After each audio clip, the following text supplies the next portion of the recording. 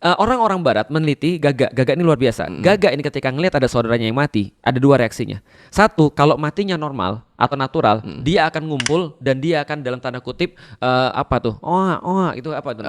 Kayak morning gitu Ya, kali ya. morning, Kayak, tapi tidak terlalu keras, tidak terlalu ekstrim. Tapi kalau ini dibunuh, karena basicnya berduka. Tapi kalau ekstrim dibunuh, dia akan suara ekstrim juga. Oke. Dan gak hanya itu, dia akan berjam-jam ada di situ untuk ngawasin yang mati ini.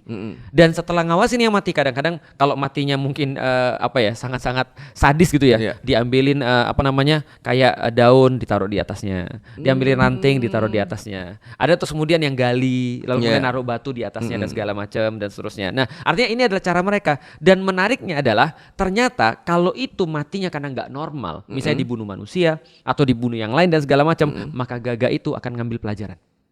Gila kan? Gaga ini punya ingatan ternyata, memori. Ya, itu pernah dengar. Dan dia akan nginget orang yang bunuh Gaga ini. Iya, pokoknya di itu mah dia diincar. Dan diinformasikan ke seluruh Itu ya, orang-orangnya, bener. terus diincar. Iya. Gitu kan ya. Aku pikir gila.